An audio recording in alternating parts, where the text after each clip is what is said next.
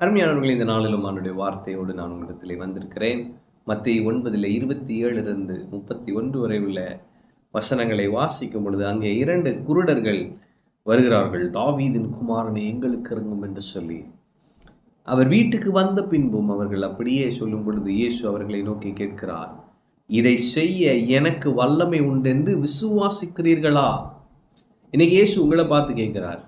என்னை நோக்கி கூப்பிடுற எல்லாம் ஓகே தான்ப்பா, இதை செய்ய எனக்கு வல்லமை உண்டு என்று நீ விசுவாசிக்கிறாயா? என்னால் இதை செய்ய முடியும்னு உண்மையிலே நீ விசுவாசிக்கிறாயான்னு கர்த்தர் கேட்கிறார்.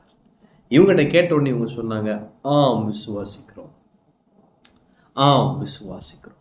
அப்ப அவன் முழுசா நம்பி இருக்கிறான், இயேசுவால பார்வை கொடுக்க முடியும்னு. இன்னைக்கு நான் சொல்றேன், நீங்க ஆண்டவரை முழுமையா நம்புங்க. கர்த்தர் எனக்கு இதை செய்ய முடியும் என்பதை முழுமையாக நம்புங்க. கர்த்தரால இது சாத்தியம் என்பதை முழுமையாக நம்புங்க. கர்த்தர் எனக்கு அதை செய்ய முடியும் என்பதை நீங்க நிச்சயமா இருப்பீங்கன்னு சொன்னா, முழு விசுவாசத்தோடு இருப்பீங்கன்னு சொன்னா, அவர் என்ன சொல்வார் தெரியுமா? உங்கள் விசுவாசத்தின்படியே உங்களுக்கு ஆக கிடவுது, உங்கள் விசுவாசத்தின்படியே உங்களுக்கு ஆக கிடவுது. ஆமென். அப்பொழுது அவர்களுடைய கண்களை அவர் தொட்டு இதை சொன்னார். என்ன சொன்னார்? உங்கள் விசுவாசத்தின்படி ஆக கிடவுது. உடனே அவர்களுடைய கண்கள் திறக்கப்பட்டது. ஆமென்.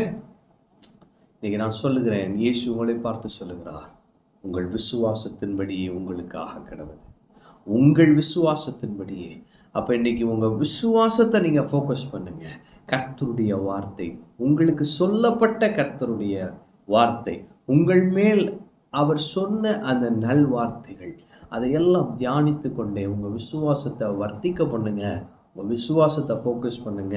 ஏன்னா கர்த்தர் சொல்லியிருக்கிறார், உன் விசுவாசத்தின்படி உனக்கு ஆகும். ஆமென். அப்போ நீங்கள் என்ன விசுவாசிக்கிறீங்க? நீங்கள் எனக்கு அற்புதம் நடக்கும் விசுவாசிக்கிறீங்களா? அற்புதம் நடக்கும். இன்றைக்கி அந்த மலையை ஆண்டவர் நகர்த்தணும் நீங்கள் விசுவாசிக்கிறீங்களா? இன்றைக்கி அந்த மலை நகரும். ஆண்டவர் இன்னைக்கு நீங்கள் அற்புத சுகம் கொடுக்கணுன்றீங்களா? உங்கள் விசுவாசத்தின்படி அந்த அற்புத சுகம் உங்களை தேடி வரும். இன்றைக்கி நான் சொல்லுகிறேன், உங்கள் விசுவாசத்தின்படியே உங்களுக்கு ஆகும். கர்த்தர் உங்களை பார்த்து கேட்கிறார், இதை செய்ய எனக்கு வல்லமை உண்டு என்று நீ விசுவாசிக்கிறாயா? நீ விசுவாசித்தால் என்னுடைய மகிமையை பார்ப்பாய் என்று சொல்லுகிறார். விசுவாசிங்க. தேவனுடைய மகிமையை உங்கள் சூழ்நிலையில் பாருங்க. உங்கள் விசுவாசத்தின்படியே இன்று உங்களுக்கு ஆகும். ஆமென். கர்த்தர் உங்களோடு இருக்கிறார். கர்த்தர் உங்களை ஆசீர்வதிப்பார்.